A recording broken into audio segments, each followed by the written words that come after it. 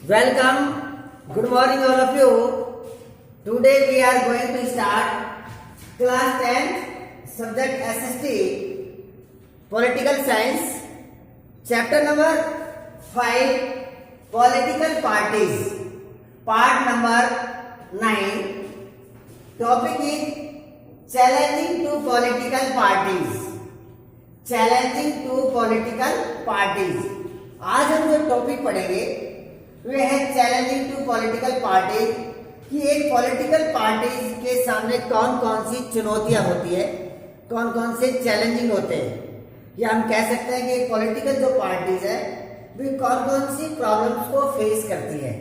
तो ये हमारे एक डेमोक्रेटिक कंट्री के अंदर ये एक बड़ी प्रॉब्लम्स है कि ये पॉलिटिकल पार्टीज के अंदर कुछ चैलेंजिंग होते हैं, क्योंकि peoples are the dissatisfy of the all purpose of the political party.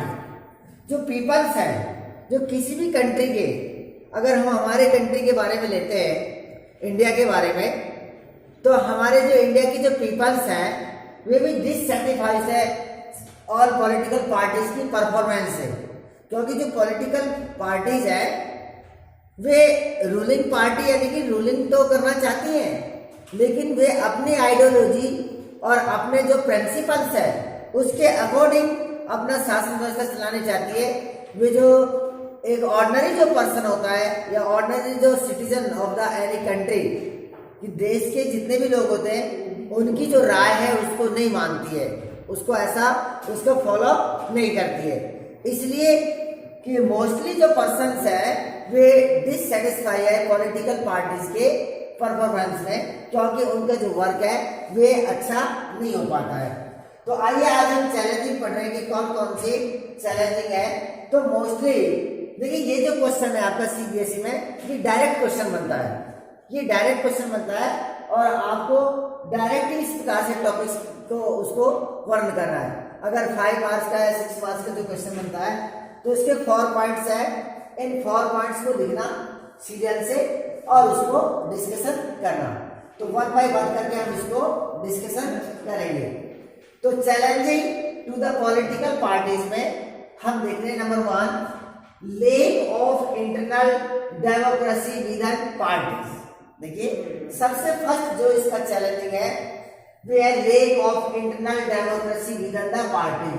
Lack one होती है कमी, इंटरनल डेमोक्रेसी। ये निश्चित है कि डेमोक्रेटिक जो कंट्री है और जो हमारा जो भारत देश है, India is a vast country, India is a vast democratic country.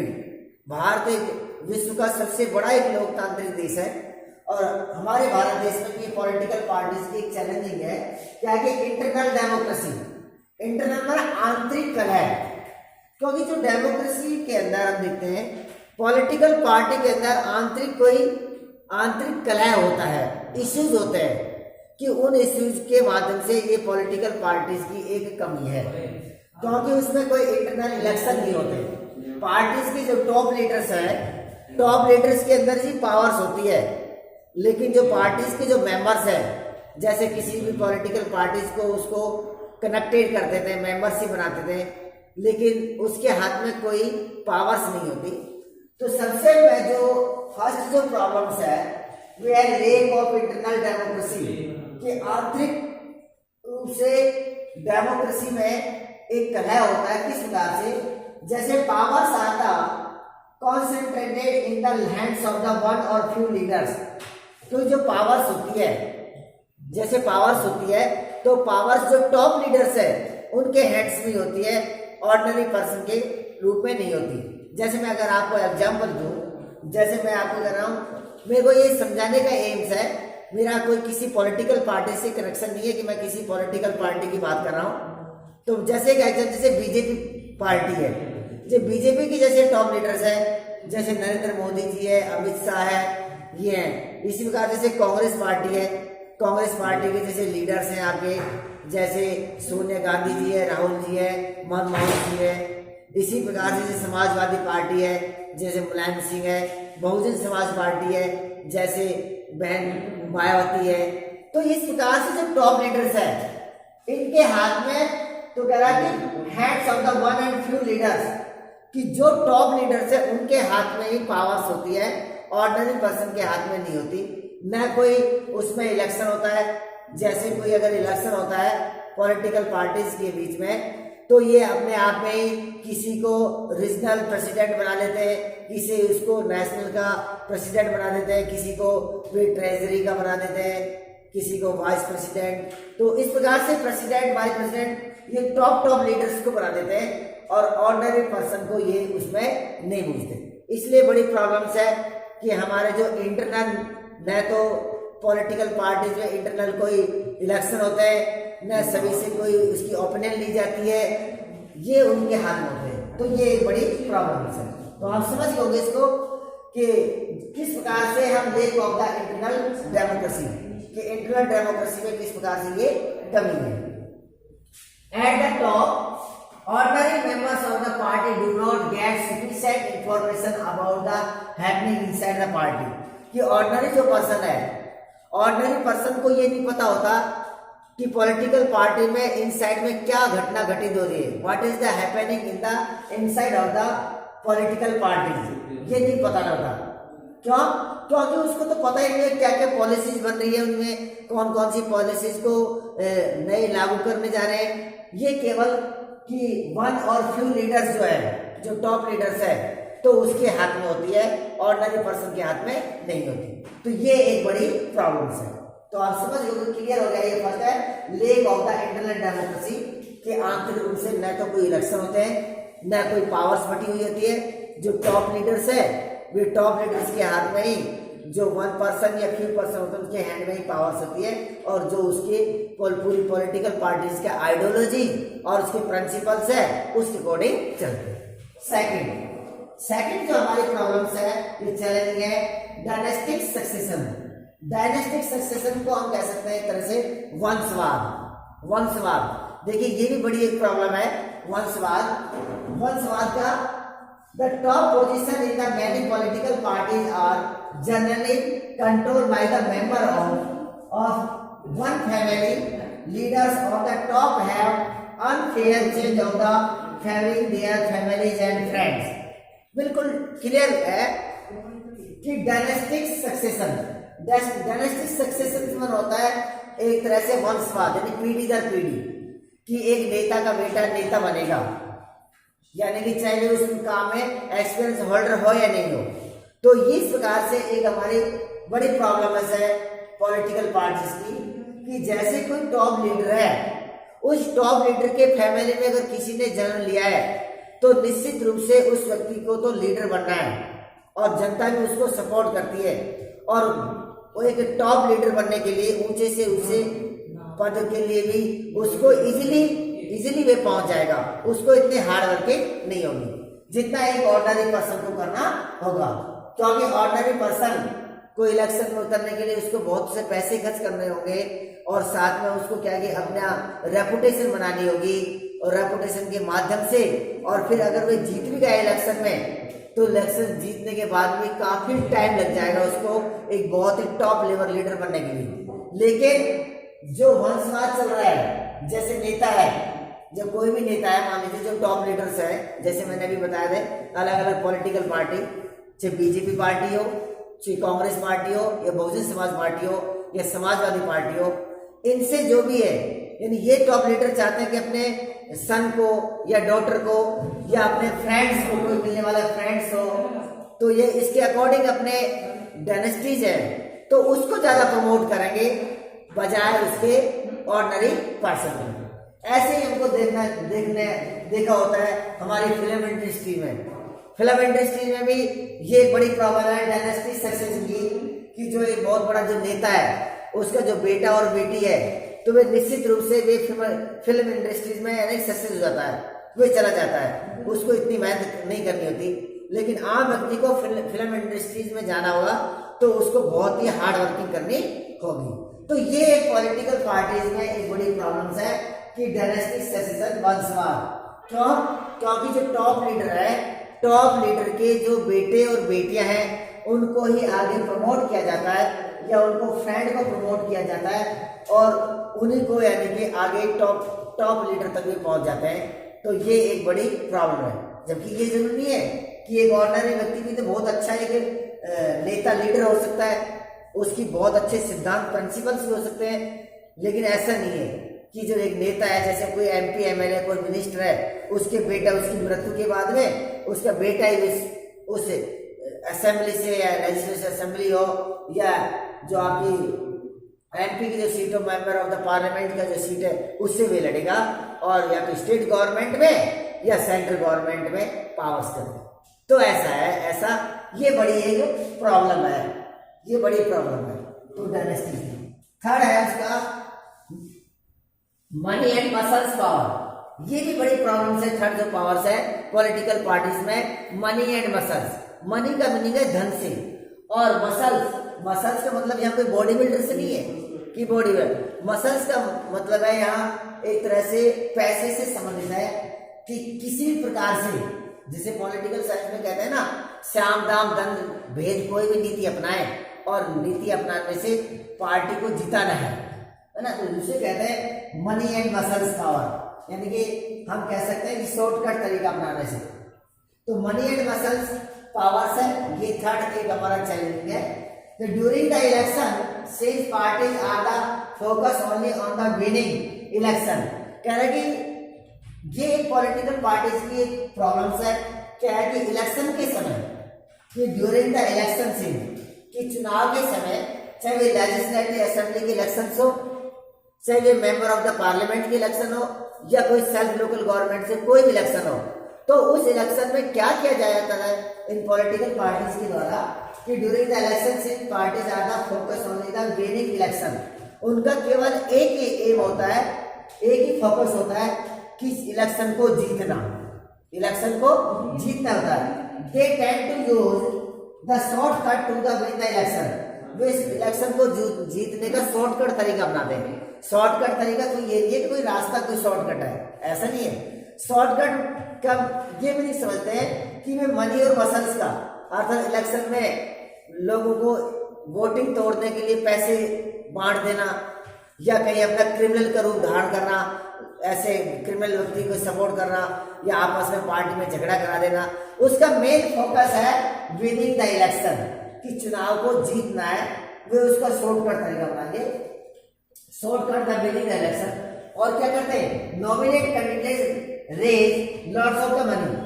Way election के अंदर ऐसे कैंडिडेट को खड़े करेंगे, ऐसे कैंडिडेट्स को बनाएंगे, ऐसे कैंडिडेट को नॉमिनेट करेंगे जिसके पास में raise lot of the money, जिसके पास में पैसे बहुत अधिक हो, सबसे ज्यादा से ज्यादा उसके पास धन हो। अर्थात गरीब व्यक्ति का काम नहीं है इलेक्शन में, जो ज्यादा पैसे वाला व्यक्ति है, तो अब उसको पता है किसी पॉलिटिकल पार्टीज को कि भाई ये व्यक्ति बहुत ज्यादा पैसा खर्च कर सकता है, ये पॉलिटिकल पार्टीज को पैसे देता है। कई बार सुनने में आया पॉलिटिकल पार्टी जब टिकट बढ़ती है तो पैसे का खेल चलता है कि पैसे में पॉलिटिकल पार्टी जो ज्यादा पैसे खर्च करता है ना उनको टिकट देती है। एंड रिच पीपल क्रिमिनल, कई बार जो रिच पीपल्स है, जो धनवान है, ये देखा जाता है कि ये व्यक्ति बहुत पैसे वाला है, ये अधिक से अधिक इलेक्शन में पैसे खर्च करेगा और अधिक से अधिक लोगों को कंपेनियन भी कर सकता है, लोगों को जोड़ भी सकता है। तो सबसे अधिक ऐसे लोगों को कैंडिडेट्स नॉमिनेट करेंगे जो लॉट्स ऑफ द मनी, जिसके पास में पैसे की मात्रा बहुत अधिक हो या बहुत ही रिच व्यक्ति हो, या कई बार ऐसे भी देखा जाता है क्रिमिनल पर्सन हो जाता है, जो क्रिमिनल पर्सन है उस क्रिमिनल पर्सन को भी कैंडिडेट्स बनाया जाता है ताकि उसके भय से, उसके फीवर से, उसके डर से लोग उसके डर से उसको वोटिंग करें। क्यों? क्योंकि उस पॉलिटिकल पार्टी का तो एक एम है द विनिंग द इलेक्शन, कि चुनाव को जीतना।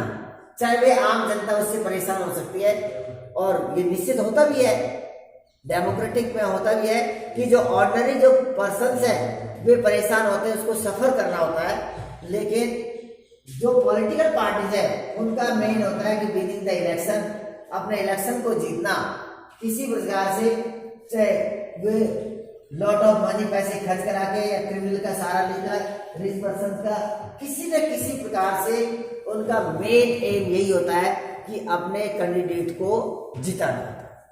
बिल्कुल क्लियर हुआ। Next step for meaningful choice the voters, meaningful choice the voter. अब ये मीनिंगफुल चॉइस द वोटर्स, अब ये समझ में आता है कि पॉलिटिकल पार्टीज, जितनी भी पॉलिटिकल पार्टीज है, सभी पॉलिटिकल पार्टीज के आइडियोलॉजी जो प्रिंसिपल्स है वे मोस्टली सिमिलर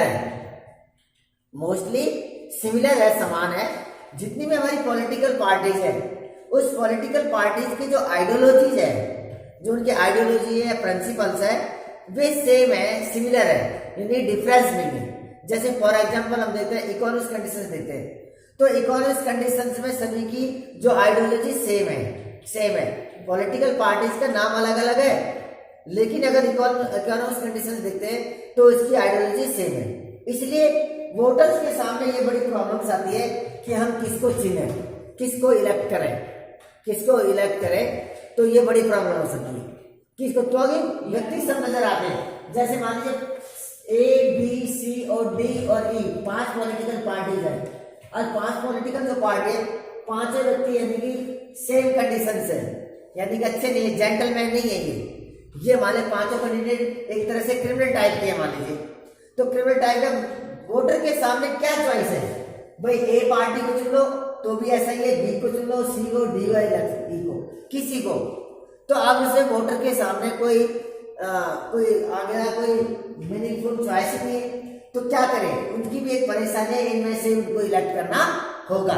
तो सेम मेरा कहने का मीनिंग यही है कि जो पॉलिटिकल पार्टीज है, मोस्टली पॉलिटिकल पार्टीज की जो आइडियोलॉजी है, जो इनके प्रिंसिपल्स है, वे सिमिलर है, वे मिलते जुलते हैं, वे इक्वल है। किसी भी पॉलिटिकल पार्टी से देखिए, जैसे मैंने बताया उनकी इकोनॉमिक्स पॉलिसीज है, तो इस प्रकार से जनता के सामने ये बड़ी एक प्रॉब्लम है कि किस कैंडिडेट को चुने, क्योंकि उनकी जो राय है वे सेम है। जैसे the difference among all the major party on the economic policies have the reduced these who want the really different policies have no option available to them। बिल्कुल ठीक है, ये कह रहा है कि the difference among the all the major party, कि अलग अलग पॉलिटिकल पार्टी डिफरेंट पार्टी हो सकती है।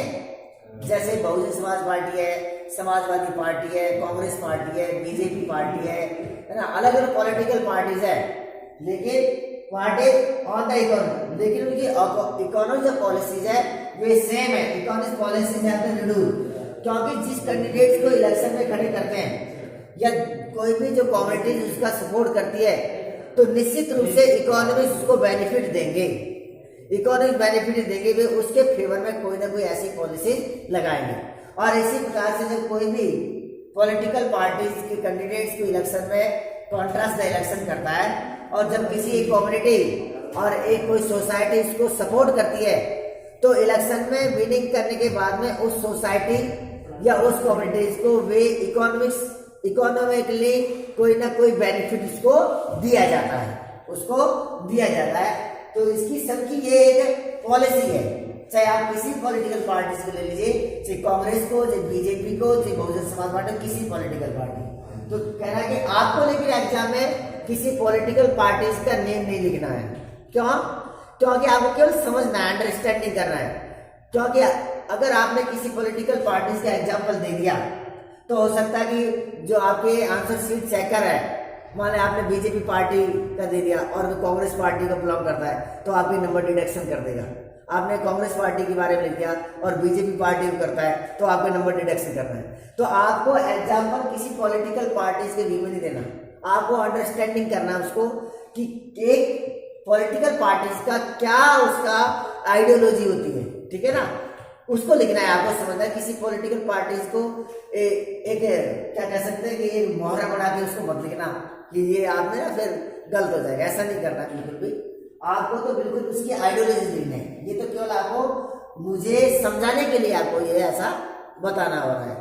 तो कह रहा है कि पॉलिटिक्स हैज द रिड्यूस, क्या इकोनॉमिक्स रिड्यूस कर दी, तो निश्चित रूप से कोई भी पॉलिटिकल पार्टीज को जो कोई भी कम्युनिटीज या जो ग्रुप उसको सपोर्ट करता है, तो निश्चित रूप से वे जीत जाने के बाद में रूलिंग पार्टीज के आने बाद में उसको कहीं ना कहीं इकोनॉमिक बेनिफिट दिया जाता है। ये बिल्कुल सत्य बात है। और आम जो जनता है, ऑर्डिनरी पर्सन, उसको सफर होती है। क्यों? क्योंकि जो एक ग्रुप है, जो एक मेजर जो ग्रुप जो बना हुआ है, जिसकी नंबर ऑफ द पीपल्स की जो संख्या अधिक है, अगर वे उसको पॉलिटिकल पार्टीज को सपोर्ट करिए और रूलिंग में आ जाती है पॉलिटिकल पार्टी, तो कहीं ना कहीं इकोनॉमिक्स उसको देगा, चाहिए तो लोन देकर उसको लोन देती है, या उसको कहीं फैक्ट्री खुला देंगे, या कुछ उसको लैंड कन्वर्ट करा देंगे, या कहने का मतलब उसको ऐसा कोई कॉन्ट्रैक्ट दिया जाएगा गवर्नमेंट का ताकि उसको बेनिफिट हो। तो इस प्रकार से ये किया जाता है और उनको तो बेनिफिट होता है, लेकिन जो ऑर्डिनरी पर्सन है वे उससे सफर होती है। और ये नीति चल रही है और चलती आ रही है, और इसीलिए हमारे लिए एक बड़ी प्रॉब्लम क्रिएट हो रही है। Those who want the really different policy, हमको ऐसे लगती है क्योंकि पॉलिसीज अलग अलग है, डिफरेंट पॉलिसी है, लेकिन रियली में उनकी पॉलिसीज अलग अलग नहीं है, उनकी पॉलिसीज सेम है। Have no option available to them, लेकिन अब हमारे पास में कोई ऑप्शन होता ही नहीं है। भाई पॉलिटिकल पार्टी किसको ले, चाहे बीजेपी पार्टी को चुन लो, चाहे कांग्रेस को, चाहे बहुजन समाज पार्टी को, या समाजवादी, किसी भी पॉलिटिकल पार्टी से हो, हमारे लिए सब सेम है। क्यों? क्योंकि इनकी जो इकोनॉमिक जो पॉलिसीज है वे मिलती जुलती हैं, सिमिलर है, इसलिए ऑर्डिनरी पर्सन को इससे सफर करना पड़ता है। और जो इनको सपोर्ट करने वाले जो बड़ी जो कम्युनिटीज है, या कह सकते हैं ये जो लोग उसको इनको बेनिफिट मिलता है। तो ये था आज हमारा पॉलिटिकल पार्टीज के उस चैलेंजिंग। तो आपको अगर चैलेंजिंग से लिखना है तो ये क्वेश्चन में बिल्कुल भी कुछ चेंज करके नहीं पूछता है एग्जामिनर, तो यही पूछा डायरेक्ट है, what is the challenging of the political parties, what is the challenging of the political party. तो अगर आपको challenging of the political parties ऐसा मिलता है तो आपको सीरियल से, जैसे हमने चैलेंजिंग पढ़े, तो lake of the internal democracy with parties, dynastic succession, money and muscles power और मीनिंगफुल चॉइस द वोटर्स, ये सेम आपको इस प्रकार से लिखने हैं और उनको बिल्कुल आपको ऐसे डिस्क्राइब करना है। बिल्कुल इजी क्वेश्चन है, सिंपल है, लेकिन बहुत इंपॉर्टेंट क्वेश्चन है। आप इसको पढ़ना अच्छी तरह से और इसको अंडरस्टैंडिंग करना। अगर फिर भी आपको कुछ समझ नहीं आया तो आप मुझे कमेंट्स करना, मैसेज करना, आपकी हर प्रॉब्लम का सॉल्यूशन किया जाएगा। Okay, thank you.